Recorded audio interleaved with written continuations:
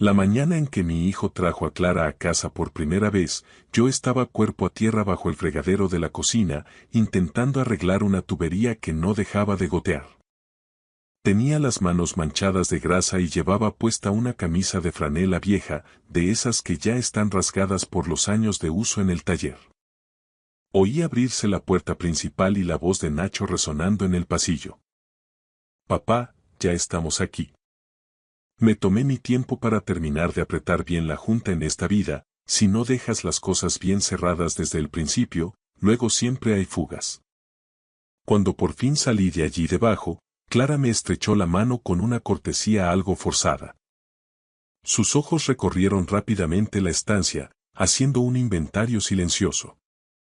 El sofá desgastado por las siestas, el televisor que ya tiene sus años, la pila de libros de la biblioteca municipal sobre la mesa de café. Sonrió de esa manera condescendiente en que sonríe la gente que cree que ya ha sacado sus propias conclusiones solo con mirar el envoltorio. Yo le devolví la sonrisa y no dije nada. Aquello fue hace 18 meses. Si aquel día hubiera corregido su suposición, todo lo que vino después habría terminado de forma muy distinta. No por mi orgullo, sino por su propia ambición. Me llamo Daniel Gómez. Tengo 67 años y conduzco un todoterreno de 2009 con una grieta en el parabrisas que llevo queriendo arreglar desde hace 3 inviernos, pero que siempre acabo posponiendo. Compro mis vaqueros en las rebajas del Alcampo y yo mismo me encargo de segar el césped del jardín los domingos por la tarde. Los martes por la mañana, camino hasta la cafetería de la calle principal, me siento en la misma banqueta de siempre y tomo el mismo desayuno desde hace 20 años. Una tostada con tomate y aceite de oliva virgen extra y un café solo bien cargado. Es mi ritual, mi pequeña parcela de orden en el mundo. Lo que Clara no sabía, y lo que yo decidí conscientemente no contarle, es que tengo 8 propiedades residenciales repartidas por esta provincia. Compré la primera en 1987 con el dinero que ahorré haciendo turnos dobles en la fábrica, privándome de vacaciones y lujos innecesarios. Compré la segunda apenas 2 años después. Para cuando Nacho estaba en el instituto, ya tenía 4 en cartera. Cuando mi esposa, Elena, falleció hace 11 años, me dejó su mitad de todo lo que habíamos construido juntos, ladrillo a ladrillo. Y seguí construyendo. Despacio, con ese cuidado meticuloso con el que se hacen las cosas cuando nadie te ha regalado nada. 8 propiedades, 31 unidades de alquiler en total. Todas ellas pagadas, sin una sola carga hipotecaria. Nunca hablábamos de ello fuera de casa. Elena y yo estuvimos de acuerdo desde el primer día. El patrimonio no se exhibe, simplemente se tiene para dar seguridad. Nacho creció sabiendo que vivíamos con comodidad, pero nunca conoció los números específicos ni la magnitud de lo que poseíamos. Mi plan era sentarme con él debidamente un día, con las escrituras y los documentos del fideicomiso delante, y explicarle todo paso a paso para que supiera gestionar su legado. Estaba esperando el momento adecuado, ese punto de madurez necesario. Y seguía esperando cuando me anunció que él y Clara se habían comprometido. Recuerdo estar sentado en el coche, justo en la entrada de casa, después de que me llamara por teléfono para darme la noticia. Me quedé allí, con el móvil aún en la mano y el motor apagado. No era que Clara me cayera mal, apenas la conocía lo suficiente. Pero algo que dijo Nacho se me quedó grabado como una astilla.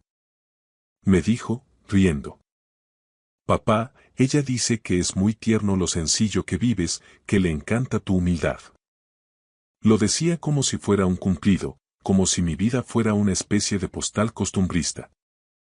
Pensé en corregirlo en ese mismo instante. Pensé en decirle: Nacho, deja que te cuente un par de cosas sobre lo que tú llamas sencillez y lo que yo llamo libertad financiera. En lugar de eso, tragué saliva y respondí: es muy amable por su parte. Y dejé que el malentendido echara raíces. La boda se celebró en octubre. Fue una ceremonia pequeña y agradable en una finca a las afueras, rodeada de olivos centenarios y decorada con guirnaldas de luces que le daban un aire de cuento. Me senté en la mesa presidencial, hice un brindis corto pero sincero y apenas bebí una sola copa de cava. Clara estaba radiante, pero bajo esa luz de felicidad vi algo más. Nacho se veía feliz, con esa seguridad ingenua que tienen los hombres jóvenes cuando creen que ya tienen el mapa de la vida resuelto. Sus padres estaban allí, presidiendo la otra mitad del salón. Su padre, Gerardo, es un promotor inmobiliario comercial que se mueve por la zona de Madrid, un hombre de trajes caros y gestos medidos. Su madre, Patricia, llevaba demasiadas joyas para una boda de campo y me preguntó 2 veces a qué me dedicaba antes de jubilarme, como si buscara un título que encajara en su esquema social. Mantenimiento, le respondí con total honestidad. Ella asintió con una mezcla de lástima y desinterés, y pasó rápidamente a buscar a alguien que le pareciera más influyente. Observé a Gerardo con atención esa noche. Era el tipo de hombre que escanea una habitación de la misma forma que un arquitecto escanea un solar vacío. Calculando metros cuadrados, midiendo rentabilidades, buscando qué se puede mejorar, comprar o absorber. Él y Clara tenían exactamente los mismos ojos, no eran ojos malvados, en absoluto, eran simplemente ojos que nunca dejaban de trabajar, que siempre estaban haciendo cuentas. Los primeros 3 meses tras el enlace fueron inusualmente tranquilos. Nacho y Clara se instalaron en su piso al otro lado de la ciudad, un alquiler que yo sabía que les costaba más de lo que admitían. Venían a comer los domingos cada 2 semanas. Clara se comportaba de forma encantadora. Se interesaba por mi tensión arterial, elogiaba cualquier guiso que yo hubiera preparado y siempre se ofrecía a recoger la mesa. No tenía ninguna queja real sobre su trato. Sin embargo, un domingo de enero, mientras tomábamos el café, me preguntó con una curiosidad muy ensayada cuánto tiempo llevaba viviendo en esta casa. Le dije que 31 años. Debe de guardar muchos recuerdos aquí dentro, comentó con un tono suave. Le respondí que sí, que cada rincón tenía su historia. Ella añadió entonces, como quien lanza un comentario al aire sin importancia, que el valor del suelo en el barrio había subido de forma estratosférica en la última década. ¿No has pensado nunca en mudarte a algo más funcional, Daniel? ¿Quizás un piso moderno que requiera menos mantenimiento y te dé menos trabajo? Miré a Nacho. Mi hijo estaba extrañamente concentrado en su plato, evitando mi mirada. Respondí que la casa me venía perfectamente y que me gustaba ocuparme de mis cosas. Ella forzó una sonrisa perfecta y dijo: Claro, por supuesto, solo quería asegurarme de que estuvieras cómodo y no te vieras superado. Lo dijo con tanta calidez que, si no hubiera pasado décadas negociando contratos y leyendo entre líneas, me lo habría creído. Pero yo estaba prestando mucha atención y el juego no había hecho más que empezar. 3 semanas después, Nacho me llamó un miércoles por la tarde.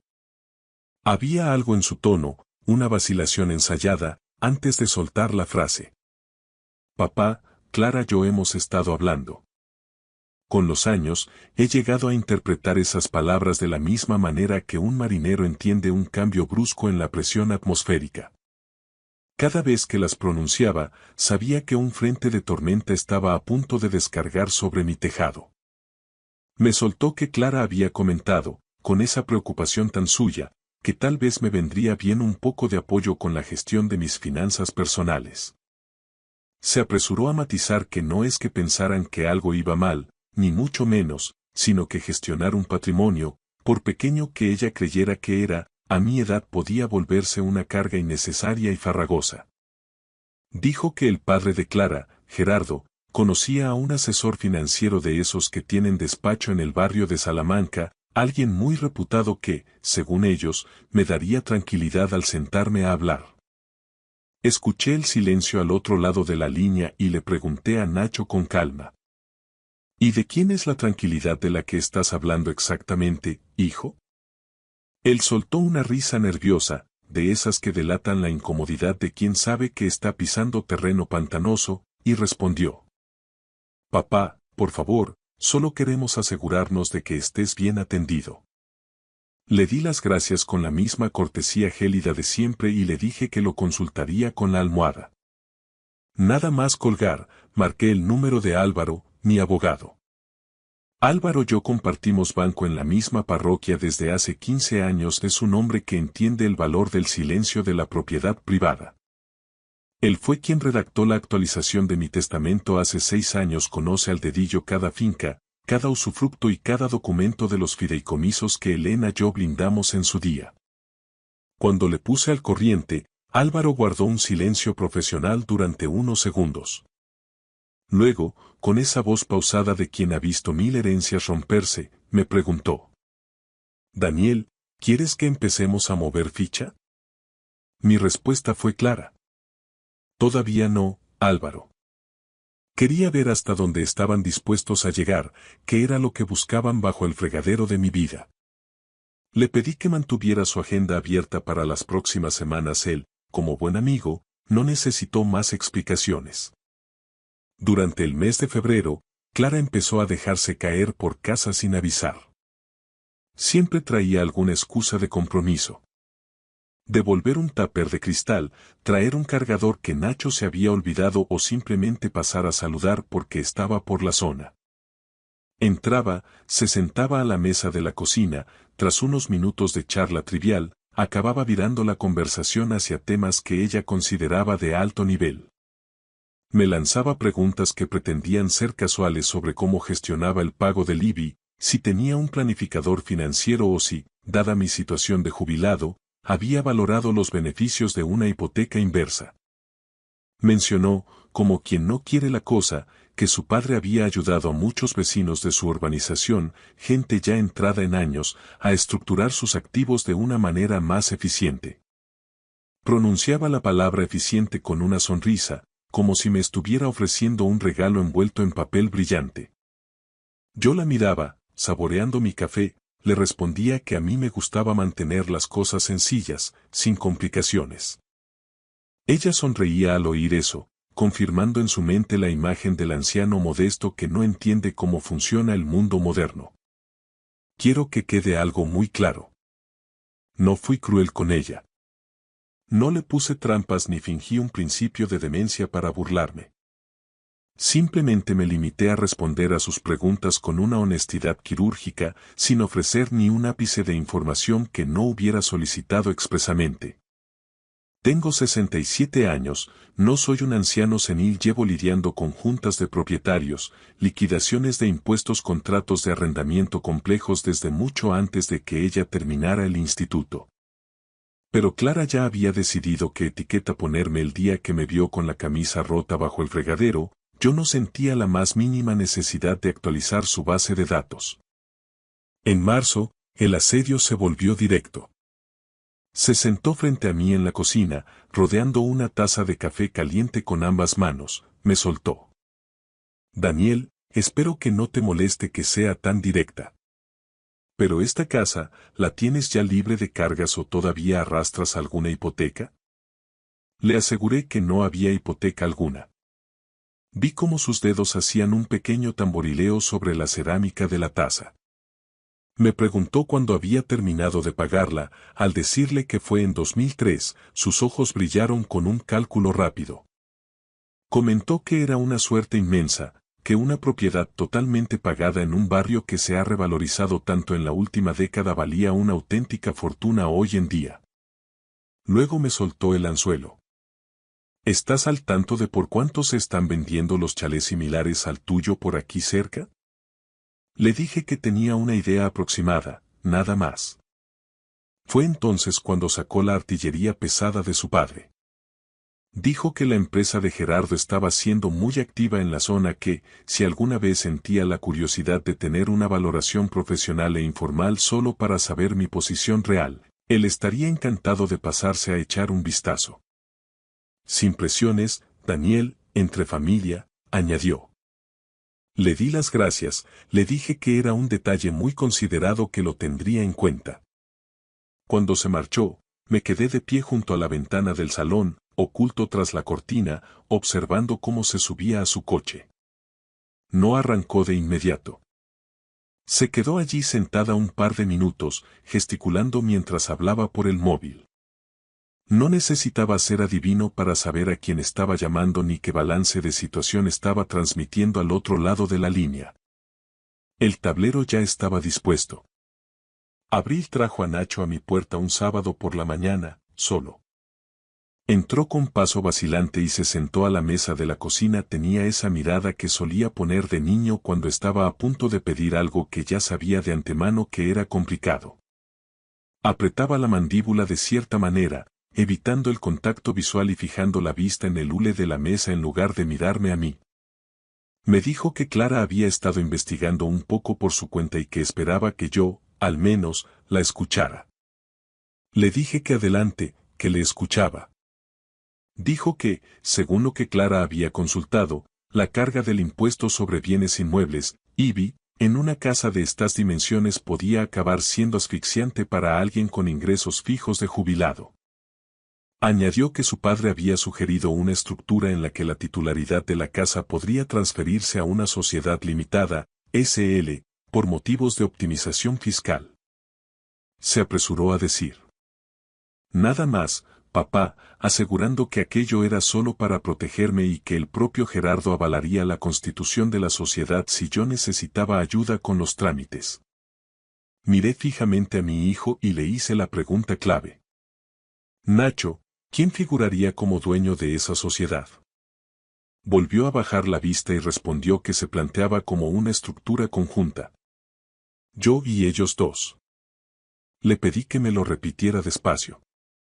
Se frotó la nuca con nerviosismo y explicó que era una forma de que la familia gestionara el patrimonio de manera colectiva, que su suegro hacía este tipo de operaciones financieras todo el tiempo y que, sencillamente, era una planificación inteligente para el futuro.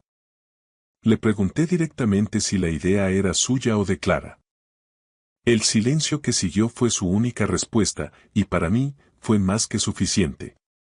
Le dije que necesitaba meditarlo y le pedí un par de semanas de margen. Pareció aliviado por obtener una demora en lugar de un no rotundo. Me dio un abrazo antes de marcharse y yo lo sujeté un segundo más de lo habitual. Seguía siendo mi hijo, pero se estaba metiendo en un lodazal sin ser consciente de ello. Esa misma tarde llamé a Álvaro. Le dije que había llegado el momento de poner las cartas sobre la mesa. Pasamos 3 tardes de esa semana revisándolo todo al milímetro. Él preparó la documentación actualizada que demostraba la titularidad clara de mis 8 propiedades, todas integradas en una estructura de fideicomiso que Elena y yo habíamos blindado años atrás. Era una estructura mucho más robusta y eficiente que cualquier cosa que Gerardo pudiera haber imaginado, y nombraba a Nacho como único beneficiario con un lenguaje jurídico impenetrable. Ningún cónyuge presente o futuro podría acceder, reclamar o transferir activo alguno sin el consentimiento explícito de Nacho y el aval de un asesoramiento legal independiente. Elena siempre fue previsora, quería que todo estuviera atado y bien atado.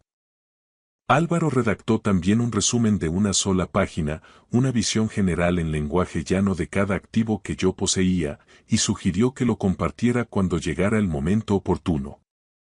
Lo guardé en una carpeta en el cajón de mi escritorio.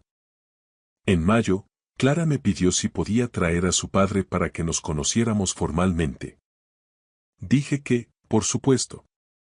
Gerardo llegó un sábado por la tarde al volante de un coche de alta gama cuyo emblema brillaba bajo el sol. Iba impecablemente vestido, se mostró encantador y me dio un apretón de manos firme, de esos que se ensayan ante el espejo para transmitir confianza. Admiró la casa con aire experto, comentando que tenía una buena base y que la parcela era de un tamaño excepcional para esa calle en concreto. Nos sentamos en el salón y Gerardo tomó la palabra. Habló largo y tendido sobre las fluctuaciones del mercado, la planificación sucesoria, el patrimonio generacional y, por supuesto, la eficiencia fiscal. Era hábil con el lenguaje técnico. En otras circunstancias, me habría resultado una charla profesional muy estimulante.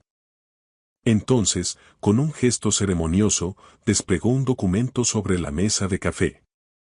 Era el borrador de los estatutos de una sociedad limitada. Mi nombre aparecía como socio fundador con una participación del 40%.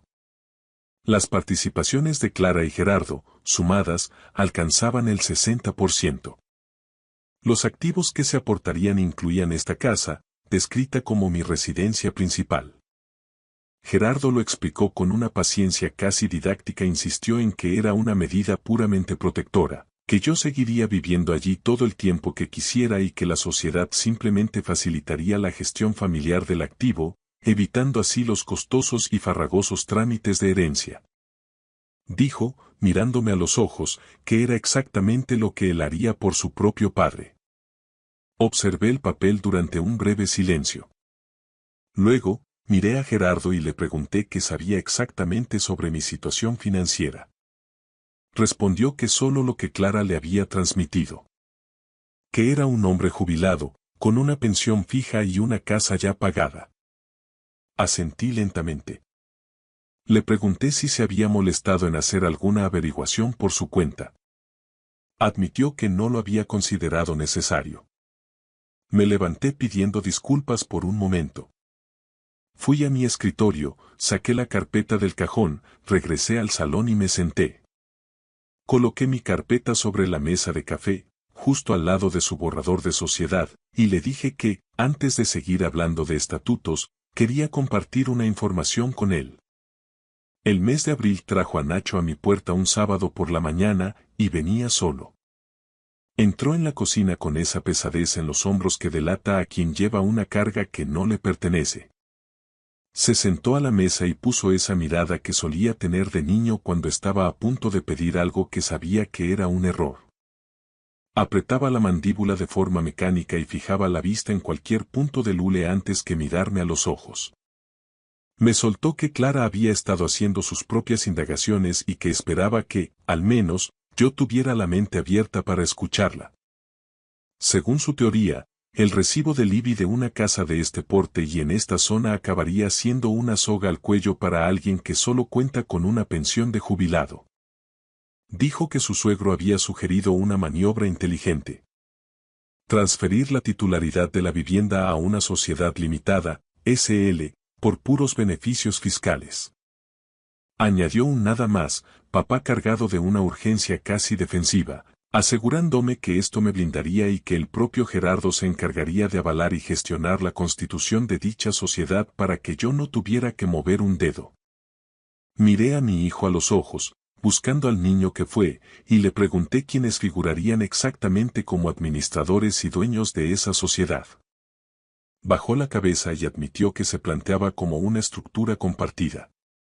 Yo y ellos dos. Le pedí que me lo repitiera despacio, saboreando cada palabra.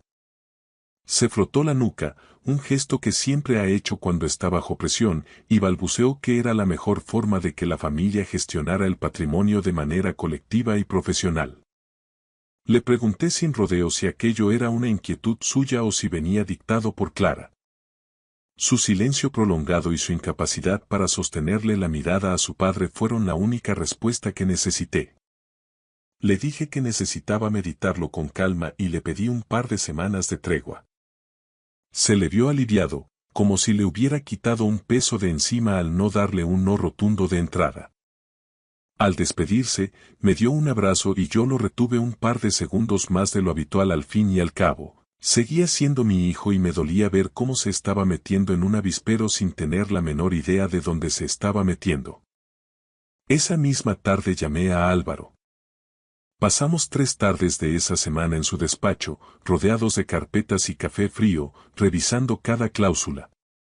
Álvaro preparó un dossier impecable que certificaba la titularidad de mis 8 propiedades, todas ellas integradas en un fideicomiso familiar que Elena y yo habíamos blindado hacía décadas. Era una arquitectura financiera mucho más sofisticada y eficiente que cualquier cosa que Gerardo pudiera proyectar en sus sueños más ambiciosos, y nombraba a Nacho como heredero universal bajo unas condiciones que impedían que cualquier cónyuge o tercero pudiera enajenar los activos sin un consentimiento explícito y un peritaje judicial. Álvaro redactó un resumen ejecutivo de una sola página, con un lenguaje que hasta un niño entendería, detallando cada activo. Lo guardé bajo llave en mi escritorio. En mayo, Clara trajo finalmente a su padre. Gerardo desembarcó de su coche de alta gama como quien llega a inspeccionar una obra, impecablemente trajeado y con un apretón de manos estudiado para transmitir una falsa cercanía. Se dedicó a admirar la carpintería y la luz de la casa mientras lanzaba frases hechas sobre planificación sucesoria, herencias y optimización del patrimonio. Poco después, en el salón, desplegó sobre la mesa de café un borrador de los estatutos de la nueva sociedad limitada. Mi nombre figuraba con un 40% de las participaciones. Clara y Gerardo, en bloque, sumaban el 60%. La aportación principal para la sociedad era, casualmente, mi casa. Gerardo me explicó con tono paternalista que esto evitaría los terribles trámites de sucesiones en el futuro. Le pregunté, con toda la calma del mundo, ¿qué sabía él realmente de mi situación financiera? Respondió con una sonrisa condescendiente, diciendo que lo que Clara le había comentado. Que yo era un buen hombre jubilado, con ingresos ajustados y una propiedad libre de cargas que era mi único valor real. Me levanté, fui a mi despacho y regresé con la carpeta. Puse el resumen de Álvaro sobre la mesa, justo encima de sus estatutos. Gerardo lo cogió y empezó a leer. Vi cómo su expresión se iba transformando, cómo el color se le retiraba de las mejillas píldora a píldora. Clara y Nacho se inclinaron, intrigados, para ver el papel. El resumen desglosaba las 8 propiedades residenciales, su ubicación, su rentabilidad anual y la estructura del fideicomiso que las protegía. Al final de la página, en negrita, figuraba la valoración estimada por los peritos de Álvaro. Algo menos de 2.400.000 euros en activos netos. El silencio que se hizo en el salón fue tan denso que casi se podía tocar. El silencio que siguió en el salón fue absoluto, de esos que pesan más que las palabras. Rompí la quietud cogiendo el borrador de los estatutos de Gerardo con 2 dedos, como quien sostiene un papel sin valor. Le comenté, con un tono desprovisto de reproche, que mi abogado ya había supervisado una estructura similar hacía apenas un par de semanas, pero con una diferencia fundamental. Le expliqué que el fideicomiso que Elena y yo constituimos en 2009 ya cumplía con todos los objetivos que él proponía, pero con protecciones legales mucho más sólidas y, lo más importante, sin permitir la injerencia de terceros ajenos a la línea sucesoria directa. Añadí que llevaba 37 años gestionando estos activos sin la menor dificultad y que Nacho siempre supo, en términos generales, que heredaría el fruto de nuestro trabajo. Gerardo, cuya seguridad se había evaporado por completo, admitió en voz baja que no tenía ni la más remota idea de la magnitud de mi patrimonio. Clara, por su parte, no articuló palabras, se limitó a observar la carpeta de Álvaro como si fuera un objeto de otro planeta. Nacho no apartaba la vista del resumen. Le dio la vuelta al papel, como buscando una trampa, y finalmente me miró a los ojos. «Papá», susurró, con una mezcla de asombro y confusión. Le pedí perdón en ese mismo instante, le dije que sentía haber pospuesto tanto esta conversación necesaria. Gerardo, recuperando algo de su compostura profesional, guardó sus documentos en el maletín y sugirió que lo mejor era darnos espacio para hablar en familia. Al despedirse, sus palabras de cortesía sonaron huecas. Ambos sabíamos que no sentía ningún placer por haberme conocido, simplemente había hecho un cálculo de rentabilidad y se había equivocado de principio a fin. Antes de cruzar el umbral, Clara me dedicó una última mirada. Era la mirada fría de alguien que, en silencio, ya está recalculando toda su estrategia de vida. Nacho se quedó conmigo. Fuimos a la cocina y preparamos una cafetera de las de toda la vida. Me preguntó, con una sinceridad que no le veía desde la adolescencia, por qué se lo había ocultado tanto tiempo. Le expliqué que no fue por desconfianza, sino por costumbre, por ese pudor español hacia la privacidad y porque, sinceramente, quería ver cómo se desarrollaban los acontecimientos antes de mostrar mis cartas. Se sentía como un idiota por haberse dejado arrastrar, pero le aseguré que la culpa era compartida. Yo había dejado un hueco de información y otros habían intentado llenarlo a su manera. Cuando me preguntó qué debía hacer ahora con Clara, fui tajante. Le dije que eso era un asunto privado entre él y su mujer y que yo no tenía intención de interferir en su matrimonio. Pasamos horas sentados a esa mesa de madera. Le conté la historia completa, la que no sale en las escrituras. Como empezamos Elena y yo con apenas nada, los inviernos difíciles en los que la calefacción era un lujo y las decisiones arriesgadas que tomamos juntos. Nacho escuchó cada palabra sin mirar el móvil ni una sola vez, absorto en la realidad de su propia familia. Al final, soltó una pequeña carcajada y dijo que seguir usando el mismo todoterreno y comprar los vaqueros en las rebajas del Alcampo era algo muy mío. Me preguntó si estaba enfadado con él. Le dije que no, que lo que sentía era una mezcla extraña de arrepentimiento por el silencio y un alivio inmenso por haberme quitado el peso de encima. 3 semanas después, Nacho vino a desayunar un martes, solo. Me contó que él y Clara habían tenido varias conversaciones largas y honestas.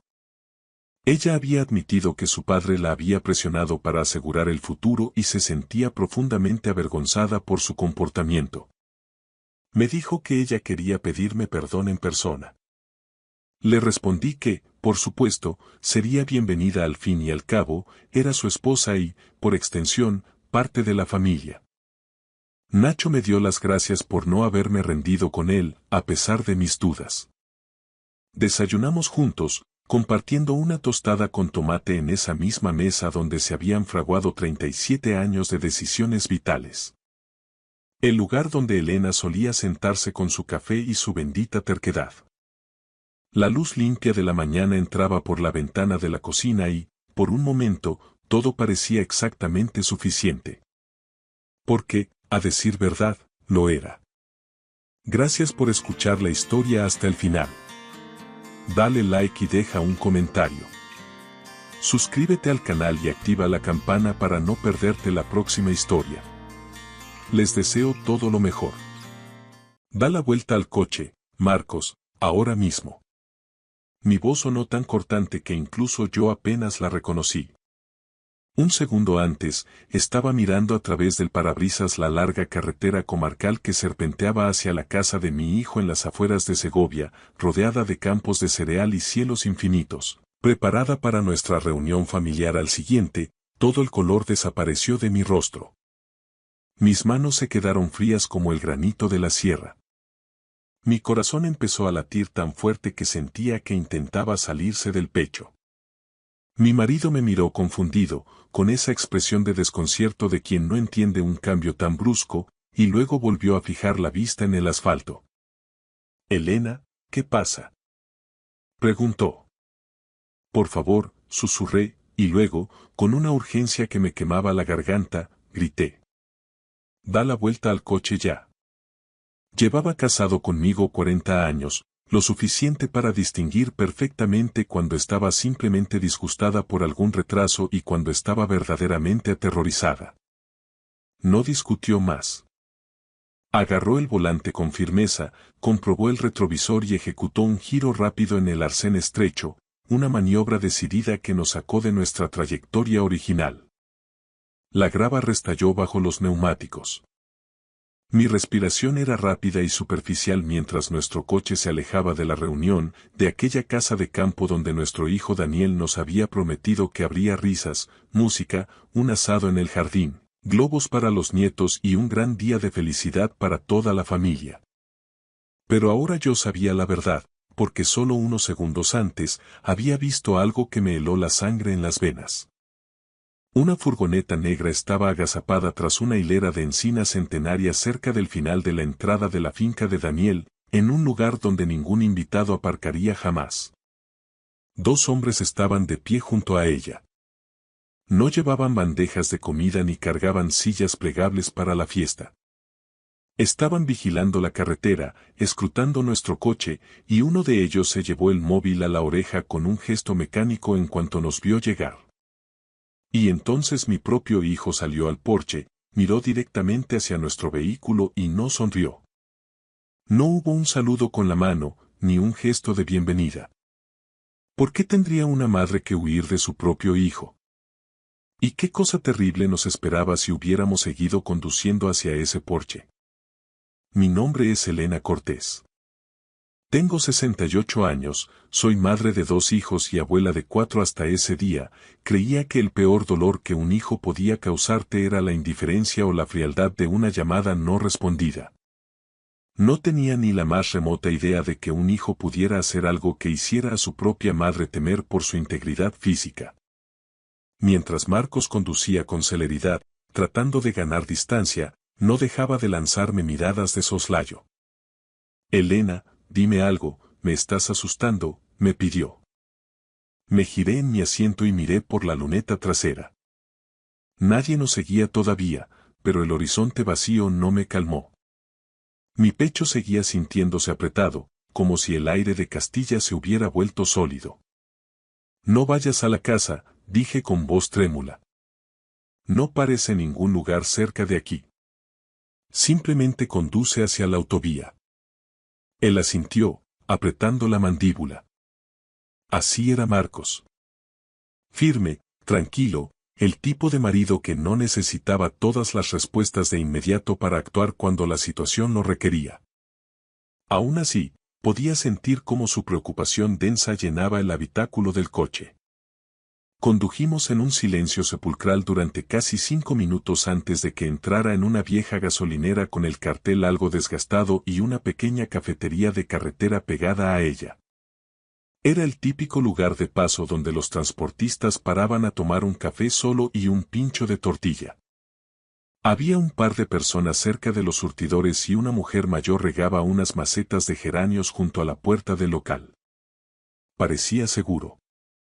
Lo suficientemente seguro por un momento.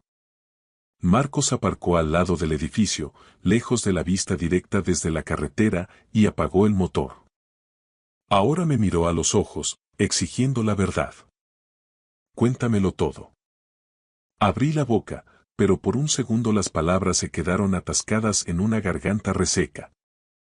Cogí la botella de agua del reposavasos, desenrosqué el tapón con dedos temblorosos y bebí un sorbo largo. Vi a Daniel, dije finalmente. Él frunció el ceño, extrañado. Bueno, claro que lo viste. Íbamos a su casa para la comida, respondió. No, dije, negando con la cabeza, vi su cara. Eso hizo que Marcos se quedara inmóvil, como si le hubiera golpeado una ráfaga de aire gélido. Hay códigos que solo entiendes después de construir una vida entera con alguien. Un extraño no sabría a qué me refería, pero Marcos sí. Sabía que estaba hablando de la sombra oscura en los ojos de nuestro hijo. Daniel tenía mi pelo oscuro y la mandíbula fuerte de su padre. De niño, tenía la sonrisa más radiante que uno pudiera imaginar. Cuando tenía 7 años, corría a la puerta cada tarde gritando. «Papá ya está aquí». A los 10, lloró desconsolado porque encontró un pájaro herido en la acera y quería salvarlo a toda costa. Pero a los 16, algo empezó a quebrarse. Poco a poco, mentía más. Reía menos. Se volvió reservado, altivo y se irritaba con una facilidad pasmosa. Pero incluso entonces, a pesar de sus errores, solía encontrar algo de ternura en su rostro. Hoy no. Cuando salió a ese porche y miró nuestro coche, su expresión era pétrea, plana, casi expectante, como si fuera el capataz de una emboscada que supiera exactamente lo que estaba a punto de suceder. Marcos se reclinó lentamente contra el respaldo del asiento. ¿Qué más viste? La furgoneta, esos hombres. Tragué saliva con dificultad. Estaban escondidos tras las encinas, Marcos. No eran invitados de la familia. Y Daniel los miró a ellos antes de fijar la vista en nosotros. Marcos frunció el entrecejo, tratando de buscar una explicación lógica. ¿Estás segura de lo que viste? Sí, dije, agarrando su brazo con fuerza. Y entonces uno de esos hombres levantó su teléfono. Todo se sentía mal, Marcos. Cada fibra de mi ser me gritaba que aquello era una trampa. Él miró a través del parabrisas hacia la carretera vacía, donde el calor empezaba a reverberar sobre el asfalto. ¿Podría ser algo de trabajo? Quizás Daniel contrató ayuda para organizar el evento, aventuró, intentando calmarme. Yo deseaba que eso fuera verdad con toda mi alma. Pero en mi interior, la intuición de madre ya había dictado sentencia. Tú no viste su cara, dije en voz baja. Aquello no era un hijo esperando a sus padres con alegría. Era un hombre esperando a que una pieza cayera en su sitio para que algo comenzara. Marcos exhaló un suspiro largo y se frotó la barbilla, pensativo. Entonces llamamos a la Guardia Civil ahora mismo. Esas palabras, que deberían haber supuesto un alivio, hicieron que se me revolviera el estómago de puro pavor. Porque si llamábamos a las autoridades, tendría que romper el silencio que había guardado durante 3 meses. Y el silencio, empezaba a comprender, es el abono donde crecen los peores problemas. Miré mi alianza de boda, el oro desgastado por los años. Mis manos habían dejado de temblar un poco, pero la inquietud seguía ahí. Hay algo que debí haberte contado hace tiempo, dije. El rostro de Marcos cambió al instante. No mostró enfado, sino una alerta absoluta, la de quien se prepara para un impacto. Antes de que pudiera articular respuesta, mi móvil vibró con violencia en el bolso. Era Daniel. Todo mi cuerpo se tensó como una cuerda de violín. Marcos leyó el nombre en la pantalla y volvió a mirarme. No contestes si no te sientes con fuerzas. Pero yo sabía que necesitaba confirmar mis sospechas. Pulsé aceptar y activé el manos libres. Mamá, la voz de Daniel sonó cálida, suave, casi alegre. Demasiado alegre, con una impostura que me dio náuseas. ¿Dónde estáis? Todo el mundo os está esperando. Todo el mundo. Esa palabra me produjo un escalofrío, porque ya no estaba segura de a quién incluía Daniel en ese todo el mundo. Intenté mantener la voz lo más neutra posible. Tuvimos que parar un momento para echar gasolina, mentí. Hubo una pausa al otro lado de la línea. Una pausa mínima, pero cargada de una tensión eléctrica. Qué raro, dijo él. Papá llenó el depósito en la estación de siempre antes de salir, me lo dijo ayer. Marcos me miró fijamente a los ojos. No dije nada. Daniel soltó una risita suave que no llegó a sus ojos. Mamá, ¿estás bien? Pareces algo nerviosa. Miré el cristal de la cafetería, viendo mi propio reflejo. Una mujer pálida y asustada que apenas reconocía. De repente, recordé con nitidez otra llamada. Una noche cerrada, hace 3 meses Daniel susurrando desde el salón de su casa, hablando de dinero, de una presión asfixiante, de hacer algo solo una vez para saldar cuentas y arreglarlo todo. En aquel momento, me convencí a mí misma de que lo había entendido mal, de que eran imaginaciones mías. Una madre es capaz de construirse las mentiras más elaboradas cuando la verdad es demasiado dolorosa. Pero ahora, bajo la luz cruda de la gasolinera, sabía que lo había escuchado con total claridad. Mamá, insistió Daniel. No vamos a ir, solté de golpe, sin preámbulos. La línea se sumió en un silencio gélido. Entonces, su tono cambió drásticamente. Ya no era alegre, era afilado y autoritario. Sentí que Marcos se enderezaba a mi lado, alerta. No vamos a ir, repetí con más firmeza. Daniel bajó la voz hasta convertirla en un susurro amenazante. ¿Alguien ha estado hablando contigo? Mis dedos se apretaron alrededor del aparato. ¿Hablado conmigo de qué exactamente?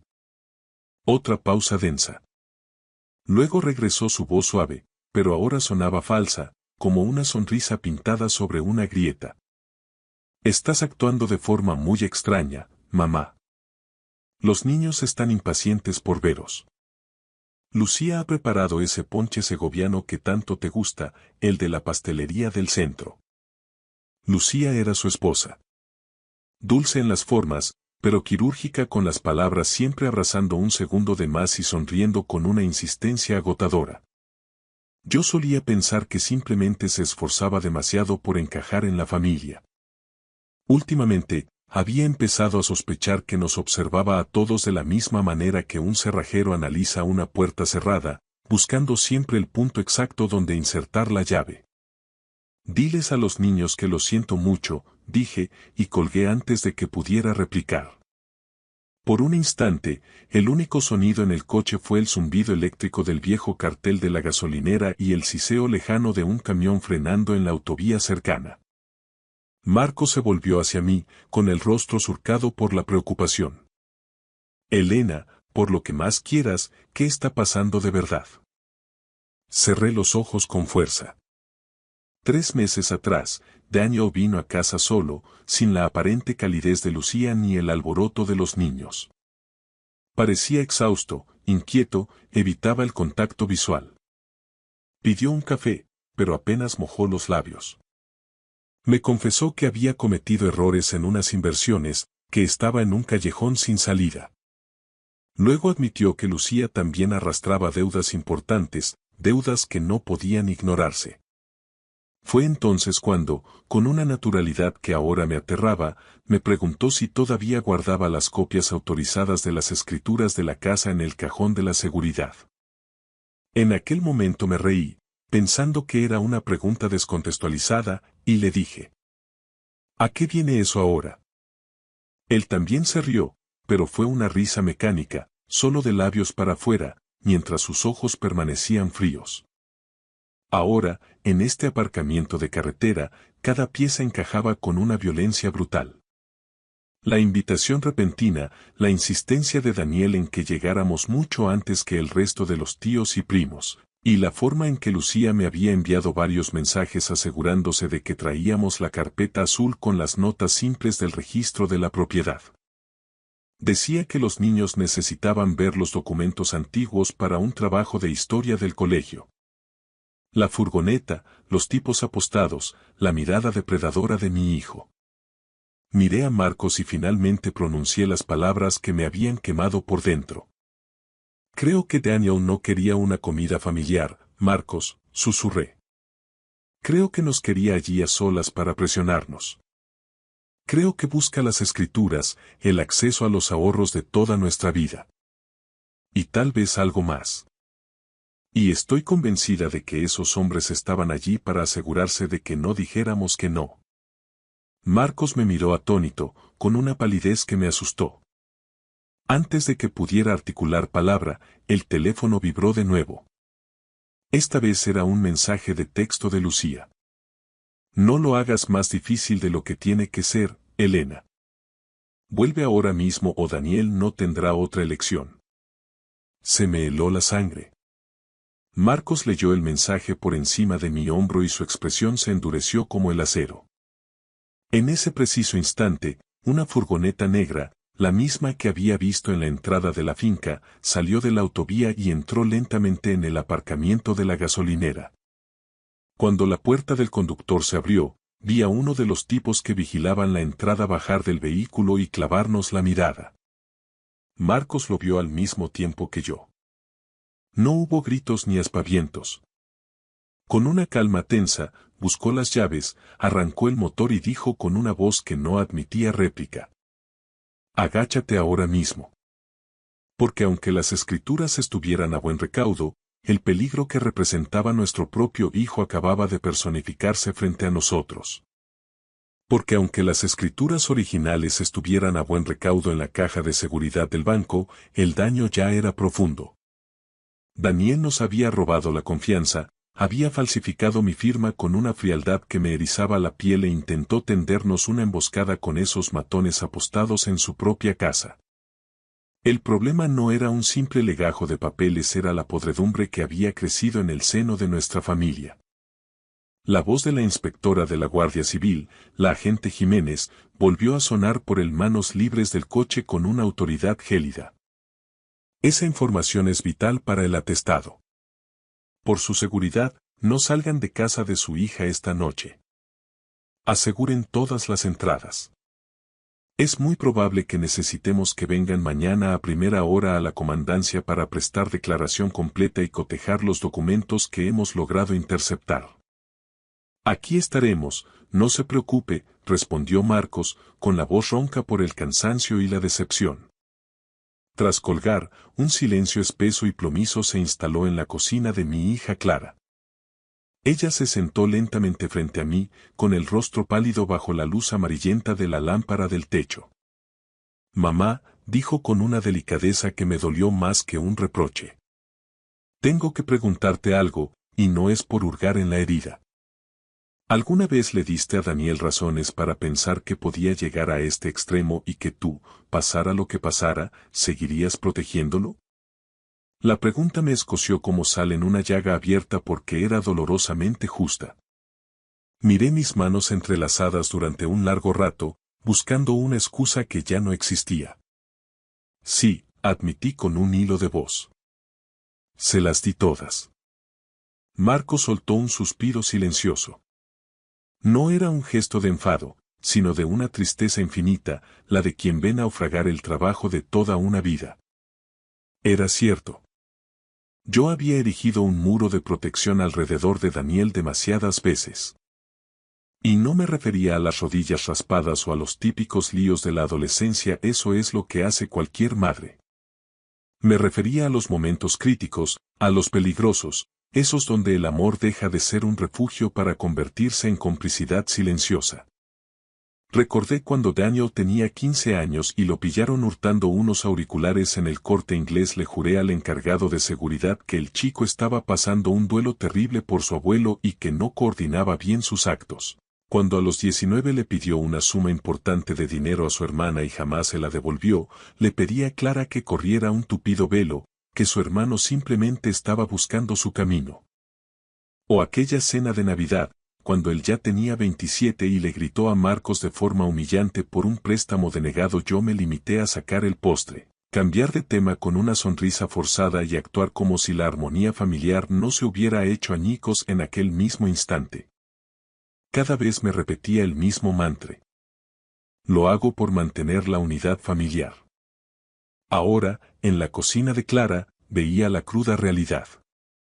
Le había enseñado a mi hijo que sus desastres podían suavizarse, justificarse y esconderse bajo el mantel hasta que las visitas se marcharan. Clara no me soltó el típico "te lo advertí". No hacía falta. La verdad estaba allí, sentada a la mesa con nosotras, fría y cortante como un cuchillo. Necesitamos un plan para pasar la noche, dijo Javier, el marido de Clara, devolviéndonos a la urgencia del presente. Revisó los cerrojos de las ventanas y las puertas una vez más. Clara corrió las cortinas para que nadie pudiera ver el interior desde la calle.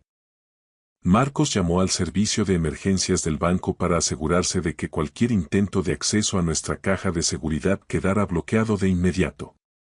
Yo, por mi parte, llamé a nuestra vecina de toda la vida, la señora García, y le supliqué que vigilara nuestra casa en Segovia y que no abriera a nadie, especialmente si se trataba de Daniel o Lucía. Cerca de las 9:30 de la noche, los hijos de Clara bajaron las escaleras en calcetines, con esa curiosidad infantil que todo lo nota. Preguntaron si la abuela estaba bien.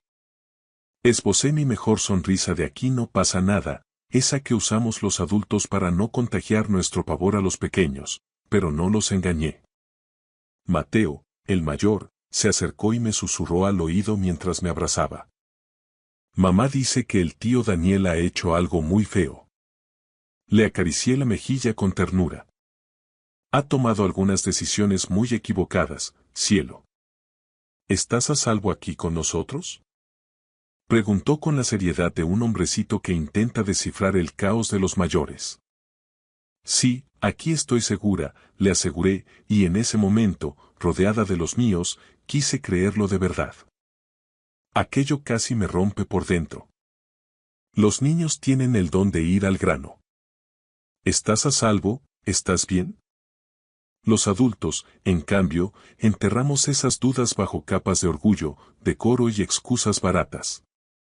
Más tarde, cuando la casa quedó en silencio, Clara nos acomodó en el cuarto de invitados, pero el sueño se sentía como algo lejano y prohibido. Me quedé tumbada, observando las sombras de las aspas del ventilador girar en el techo.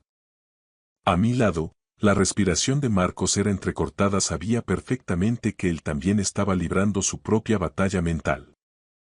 No dejo de repetir mentalmente el camino de esta tarde, susurró tras un largo silencio. Yo también. Si no hubieras visto esa furgoneta negra. Me giré hacia él. La frase se quedó en el aire, suspendida. Si no hubiera mirado en el segundo exacto, si no hubiera hecho caso a ese frío glacial que me recorrió la espina dorsal, si Marcos me hubiera ignorado tachándome de exagerada. Habríamos entrado directos en la boca del lobo. Habríamos bajado del coche con el ponche segoviano y las sillas de playa, directos hacia la trampa que nuestro propio hijo nos había tendido. Marcos buscó mi mano entre las sábanas y la apretó con fuerza. Nos salvaste, Elena, sentenció. Yo no me sentía ninguna heroína. Me sentía una mujer anciana, conmocionada y con el corazón hecho jirones. Debí haber hablado mucho antes, susurré con amargura. Es cierto, asintió él con honestidad brutal, pero hablaste cuando más importaba. Cuando nos iba la vida en ello. Esa muestra de apoyo hizo que las lágrimas, que tanto tiempo llevaba conteniendo, empezaran a resbalar por mis mejillas. Pasada la medianoche, la pantalla de mi móvil iluminó la mesita de noche. Daniel.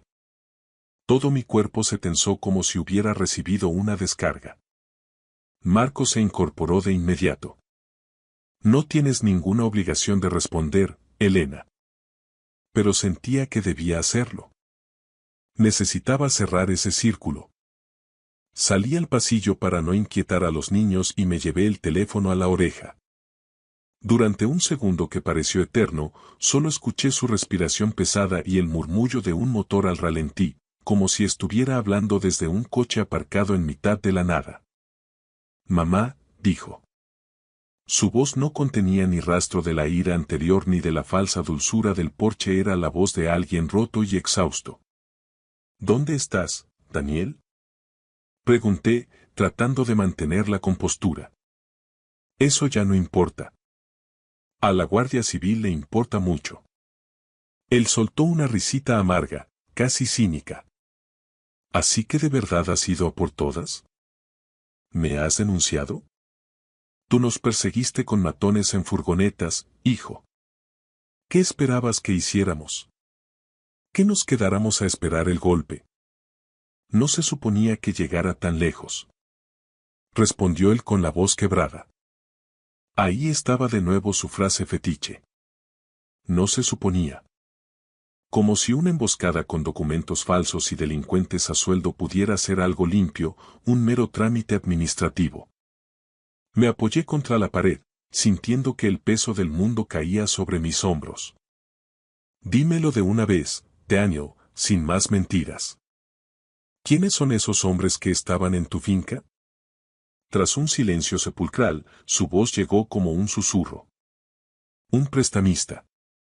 Un prestamista que moviliza 2 furgonetas y hombres armados entre las encinas por una cena familiar. No me mientas más. Empezó con uno solo. Estalló él, para luego bajar la voz rápidamente. Luego la deuda se vendió a otros tipos. Se complicó todo. Intereses, plazos imposibles, amenazas directas. Vicente desapareció del mapa. Lucía entró en pánico. Yo perdí el norte.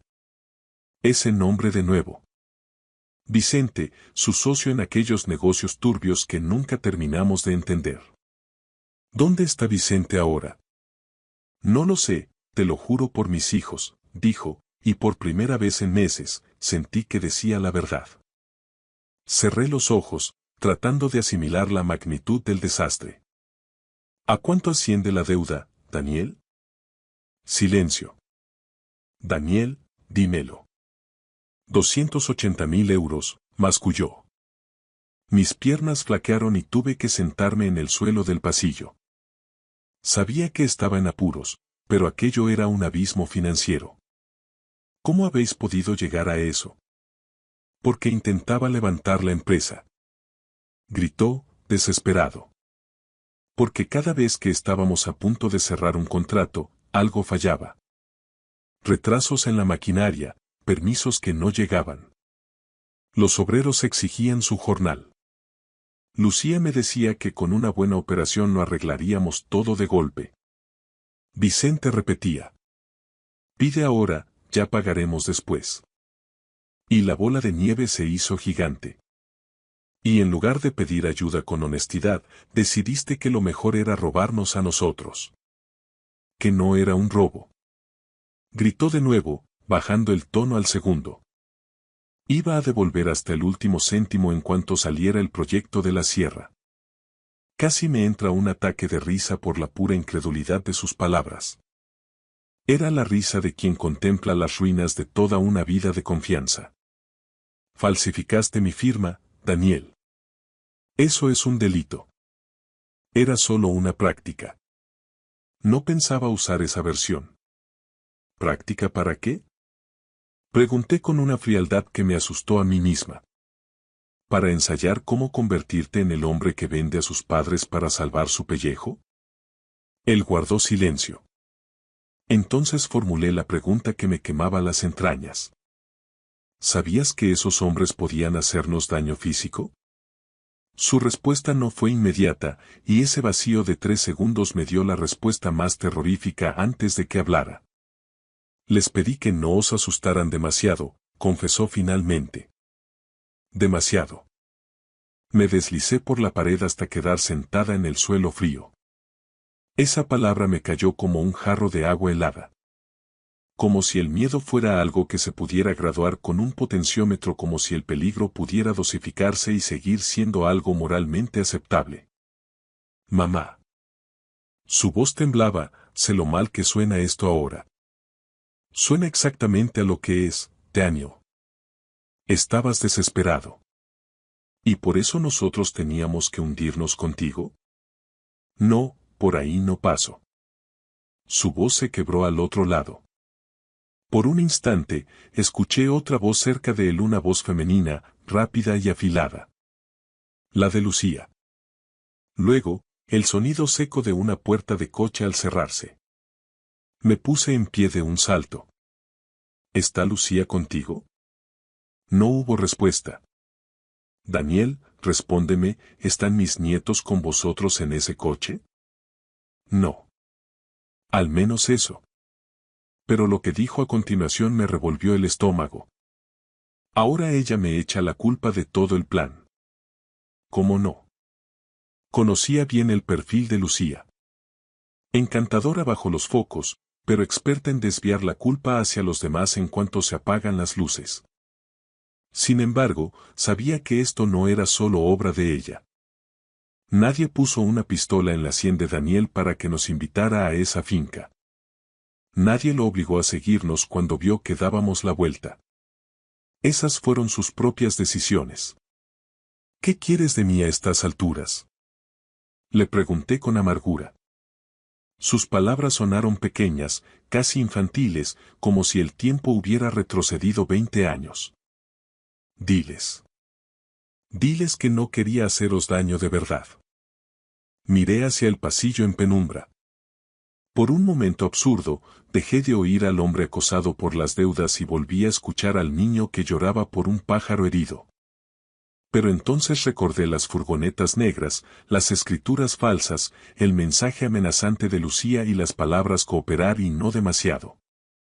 Y algo en mi interior se endureció de una forma definitiva. No, sentencié.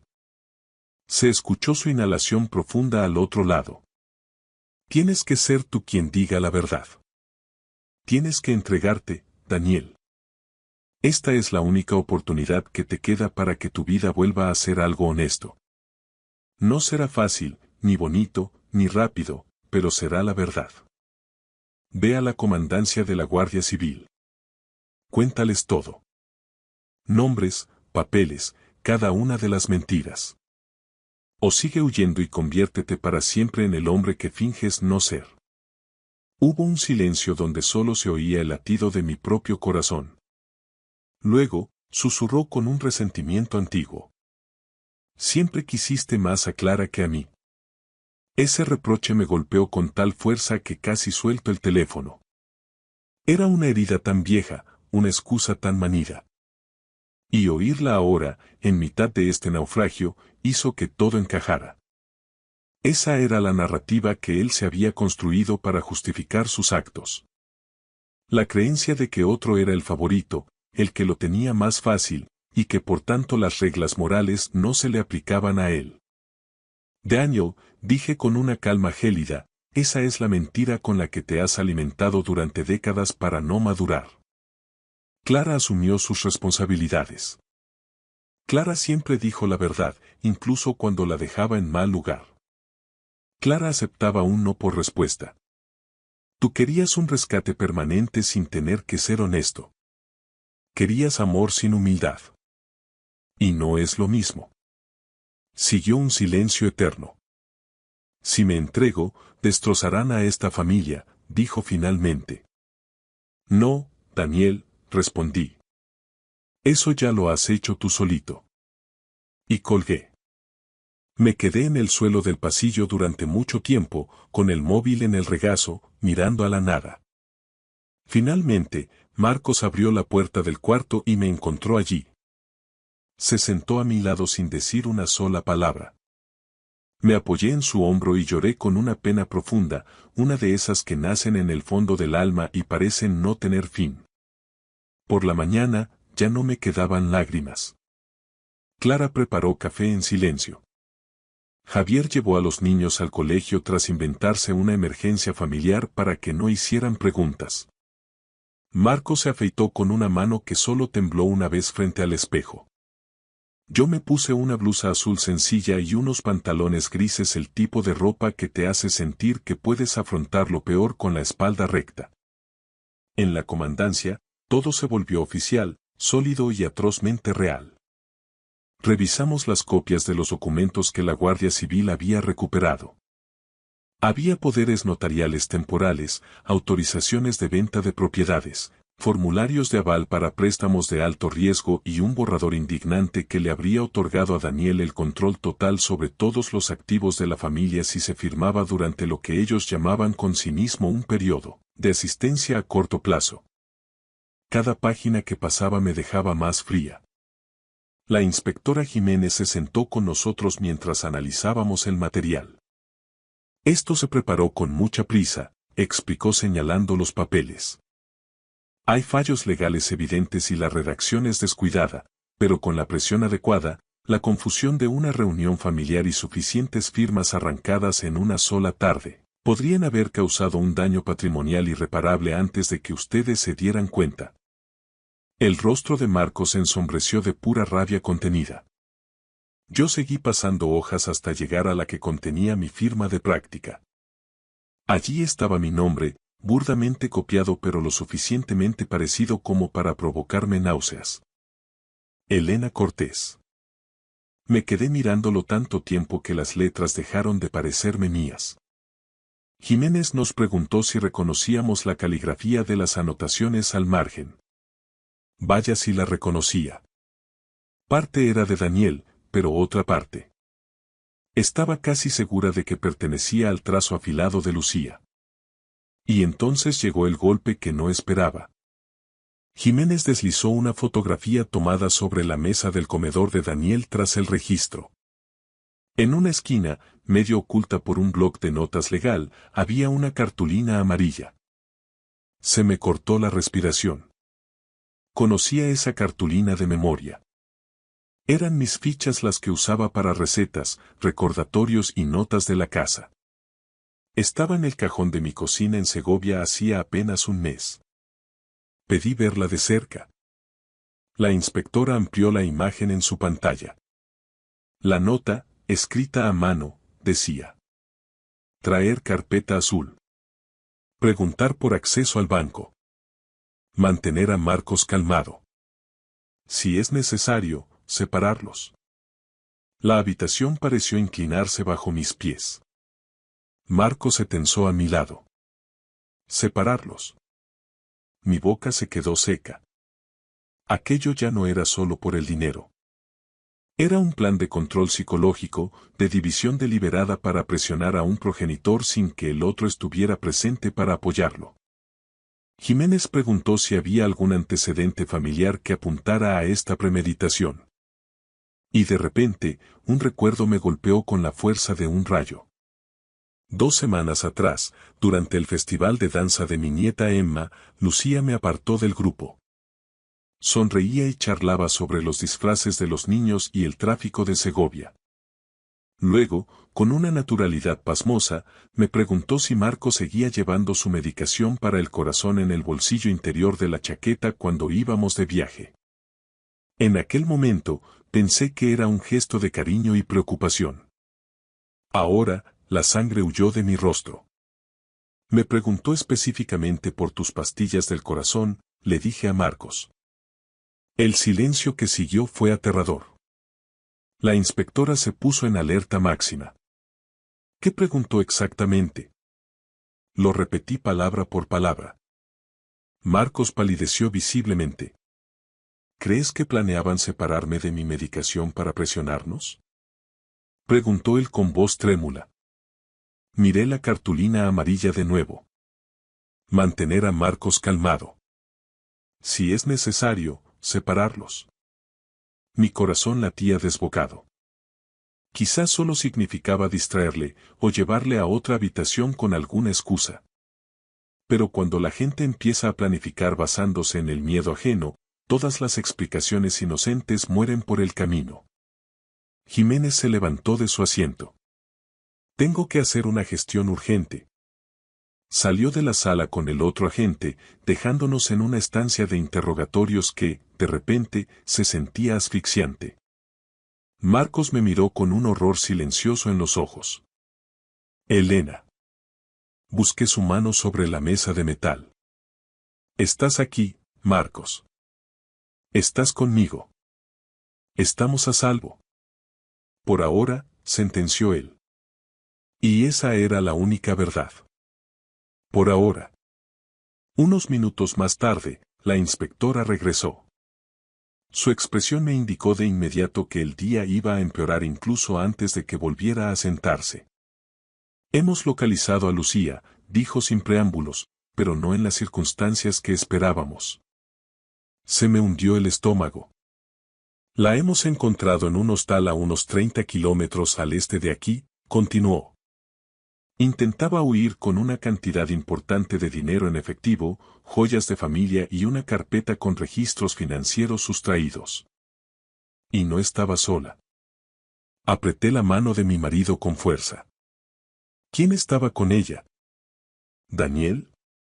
Jiménez me miró con una mezcla de lástima y profesionalidad. No. Estaba con su nieto mayor, con Hugo. Por un segundo, mi cerebro se negó a procesar la información. ¿Hugo? Repetí, incrédula.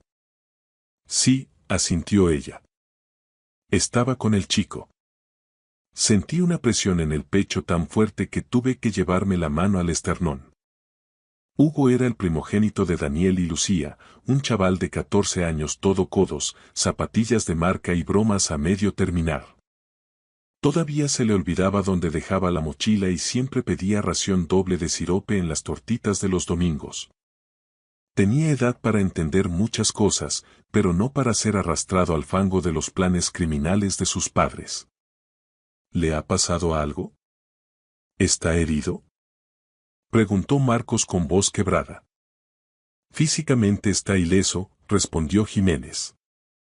Está muy conmocionado, pero bien. Cerré los ojos con un alivio momentáneo que no tardó en evaporarse.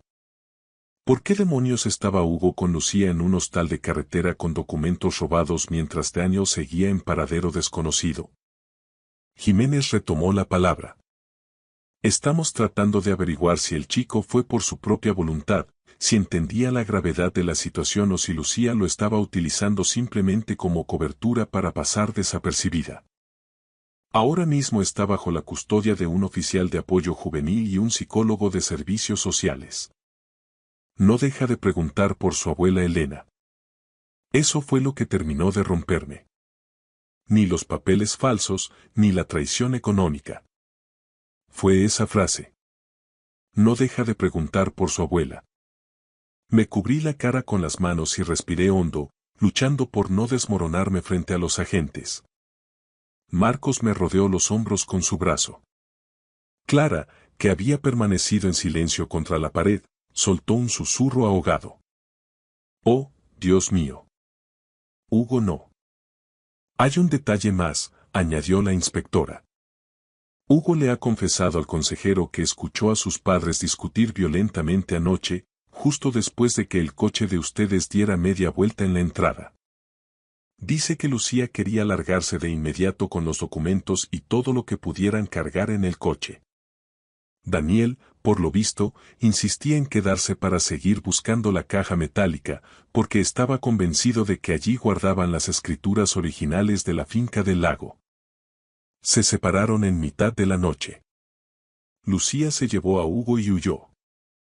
Daniel siguió conduciendo en otra dirección. La escena se proyectó en mi mente con una claridad cruel. El pánico dinamitando su plan maestro, los reproches volando de un lado a otro y, en mitad de la batalla, un niño atrapado como un fardo que arrastran de un coche a otro en plena huida. Clara se puso en pie, indignada. Se llevó a su propio hijo para usarlo de escudo mientras escapaba de la policía. Eso dice todo lo que hay que saber sobre qué clase de madre es esa mujer. Yo no supe qué responder. Solo podía pensar en la cara de Hugo. Y en los más pequeños, Emma y Nico, que estarían con algún vecino o familiar político, viendo cómo su casa se llenaba de uniformes y sus padres se convertían en perfectos desconocidos. ¿Por qué se llevó a Hugo? Pregunté con un hilo de voz. Jiménez consultó sus notas de campo. Según el testimonio del chico, su madre le dijo que se iban de viaje sorpresa porque había un problema familiar grave y necesitaba que la ayudara con el equipaje. Le prometió llevarle a cenar fuera y le pidió que no hiciera ninguna pregunta hasta llegar al destino. Marcos masculló algo entre dientes, una maldición que no llegué a distinguir pero que destilaba pura rabia. Miré a la inspectora a los ojos. ¿Puedo verle? Necesito estar con él. Ella dudó unos instantes, consultó con su compañero y finalmente asintió con la cabeza. Sí, creo que será Javier eficioso para él una vez terminemos con el protocolo.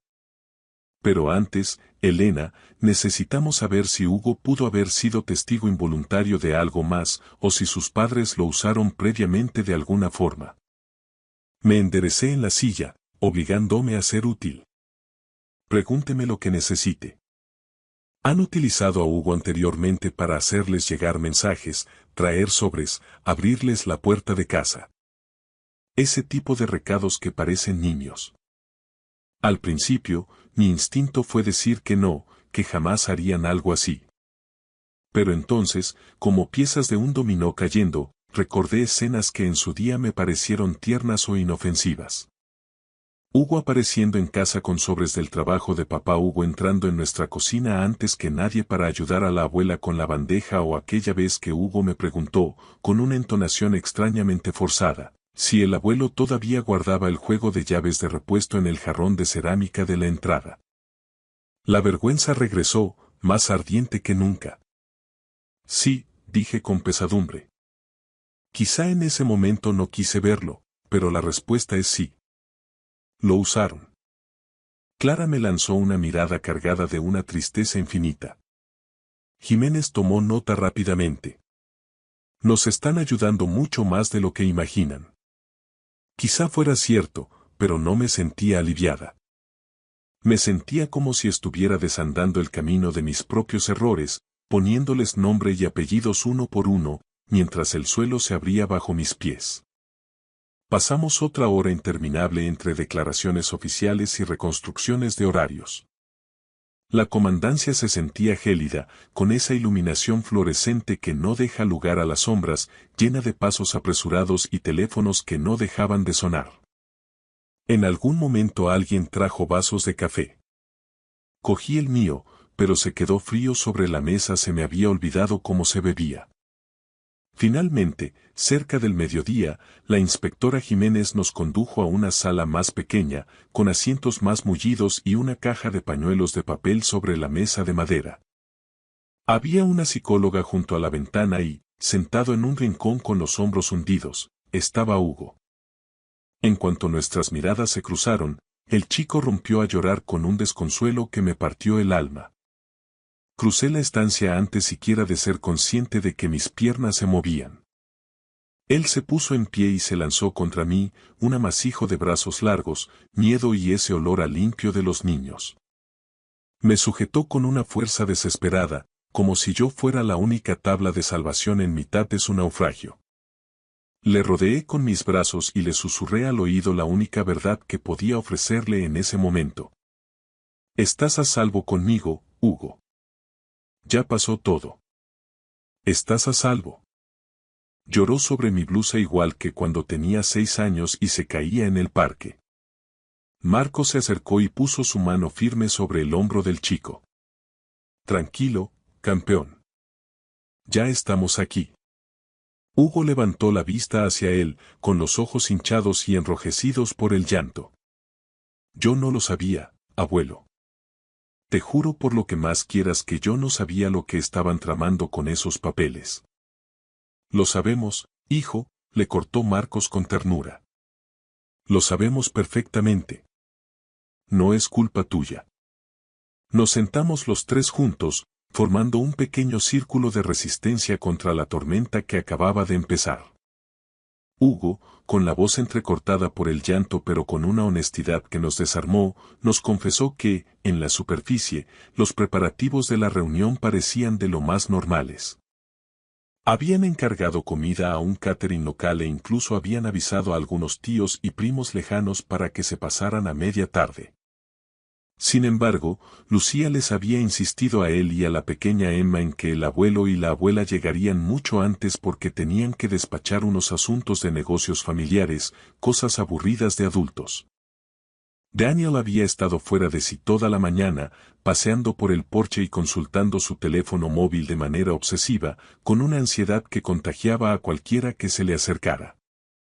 Hugo vio como 2 hombres desconocidos, de aspecto rudo, se encerraban en el garaje con su padre mucho antes de que apareciera el primer invitado. Desde el pasillo, el chico alcanzó a oír como uno de ellos sentenciaba con frialdad. Si firman los papeles a la primera, habremos terminado antes de la hora del almuerzo y aquí no ha pasado nada. Se me encogió el estómago al escucharlo. Pero entonces Hugo soltó algo que hizo que mi hija Clara se cubriera la boca con la mano, ahogando un grito. Oí a papá decirle a mamá. Tú limítate a mantener a mamá ocupada en la cocina y deja al abuelo fuera de la habitación si se pone difícil o empieza a hacer demasiadas preguntas. Ahí estaba la prueba definitiva. La separación física, la planificación meticulosa, los pasos calculados de una traición que no dejaba nada al azar.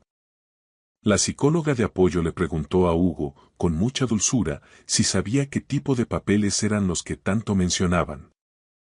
El chico asintió débilmente, mirando al suelo. Vi el nombre de la abuela Elena impreso en un montón de folios sobre el escritorio. Mamá me dijo que no me preocupara, que era solo para pedir un crédito al banco y que el abuelo era demasiado testarudo para entender cómo funcionan los negocios de hoy en día. Me dolía la garganta de tanto tragar saliva. Hugo continuó relatando el caos que se desató justo después de que Marcos y yo diéramos la vuelta con el coche en la entrada de la finca y huyéramos hacia la autovía.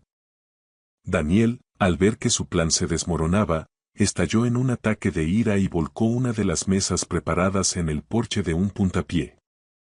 Lucía empezó a gritarle histérica, recriminándole que lo había arruinado todo por permitir que nos acercáramos tanto a la zona de las encinas donde estaba la furgoneta negra.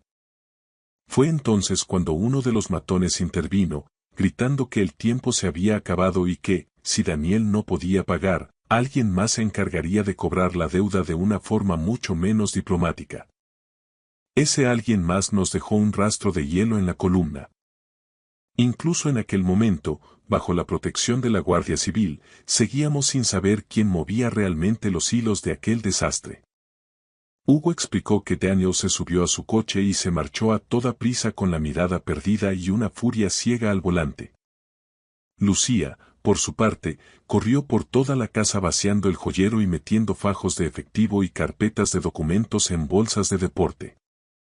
Cuando Hugo, asustado, le preguntó qué estaba pasando, ella simplemente le soltó que se iban de aventura sorpresa y que no debía decir ni una palabra. La Guardia Civil localizó a Daniel 2 días después. No estaba intentando cruzar ninguna frontera ni se encontraba en medio de una huida espectacular. Lo hallaron en un hostal de mala muerte cerca de la frontera con Portugal, en una habitación asfixiante, sentado al borde de la cama con la caja metálica abierta a su lado. Esa javierdita caja que él estaba convencido de que contenía las escrituras originales de nuestra casa y la finca del lago. Pero no había nada de valor económico dentro, solo encontramos viejas fotografías familiares de cuando ellos eran pequeños, mis diarios de juventud donde anotaba mis miedos y esperanzas, y una medalla de natación oxidada que él mismo había ganado en el colegio a los 12 años. La inspectora Jiménez nos confirmó que no opuso la más mínima resistencia al arresto. Parecía como si se le hubiera agotado la energía vital, o tal vez, simplemente, la capacidad de seguir alimentando la red de mentiras que él mismo había tejido. El proceso judicial posterior fue un calvario largo y agotador que pareció envejecernos 10 años de golpe. Hubo desfiles de abogados, declaraciones interminables ante el juez de instrucción y el dolor punzante y constante de ver el nombre de tu propio hijo encabezando documentos de sumarios judiciales. Lucía, fiel a su naturaleza, intentó cargarle a Daniel toda la responsabilidad del plan, presentándose como una víctima de sus deudas, pero las pruebas de la planificación, especialmente las notas manuscritas en las fichas amarillas que ella misma había redactado, eran una evidencia demasiado sólida para ser ignorada. Finalmente, Daniel fue condenado a una pena de prisión por falsedad en documento mercantil e intento de estafa agravada. Lucía recibió una sentencia algo menor, pero igualmente significativa, por complicidad y por el riesgo manifiesto al que expuso a un menor durante su huida desesperada. Sin embargo, lo más desgarrador no fueron las sentencias, sino tener que explicarles la verdad a los nietos. Emma y Nico se quedaron a vivir con Clara y Javier en Segovia. Hugo también se unió a ellos. Al principio, el chico estaba sumido en un mutismo absoluto, cargando sobre sus hombros adolescentes una culpa que jamás le perteneció. Pero con el paso de los meses, y gracias a una paciencia infinita y mucho cariño, empezó a florecer de nuevo.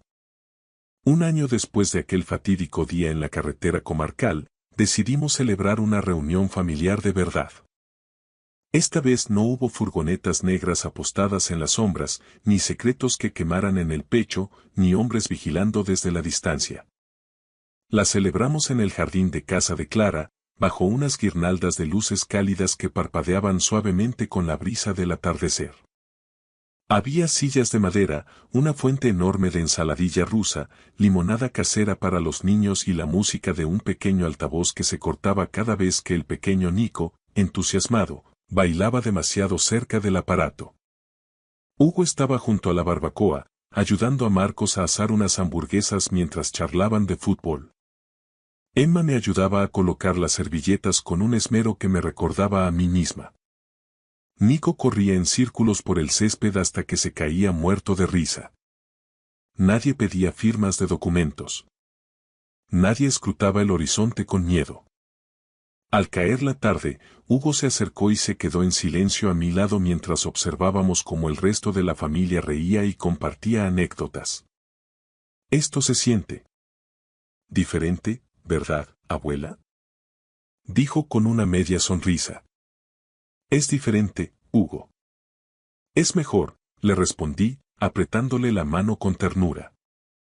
Miré a mi alrededor, a las personas que todavía permanecían a mi lado, a aquellos que habían elegido el camino de la verdad incluso cuando el precio era un dolor insoportable. Es mucho mejor así. Y aquí es donde termino mi relato, con una lección que aprendí de la forma más dura posible, pero que comparto con la esperanza de que sirva a otros. Confía siempre en tu instinto, en ese frío que te recorre el cuerpo cuando algo no encaja. Habla sin miedo cuando sientas que la sombra de la duda se alarga. El silencio puede comprar una paz artificial durante una hora, pero solo la verdad tiene el poder de proteger una vida entera durante años. El día que le ordené a mi marido que diera la vuelta al coche, pensé que simplemente estábamos escapando de una trampa económica. No fui consciente en ese momento de que también estaba arrancando a toda mi familia de un futuro oscuro y forzándonos a caminar hacia uno nuevo, un futuro quizás más difícil, más austero y complejo, pero infinitamente más limpio. Nunca volví a mirar a mi hijo con los mismos ojos, y el perdón es un camino que todavía estoy recorriendo. Pero porque finalmente elegí la verdad por encima del silencio, hoy todavía estoy aquí, sentada en este jardín, escuchando la risa de mis nietos bajo las estrellas de Castilla. Gracias por escuchar la historia hasta el final. Dale like y deja un comentario. Suscríbete al canal y activa la campana para no perderte la próxima historia. Les deseo todo lo mejor.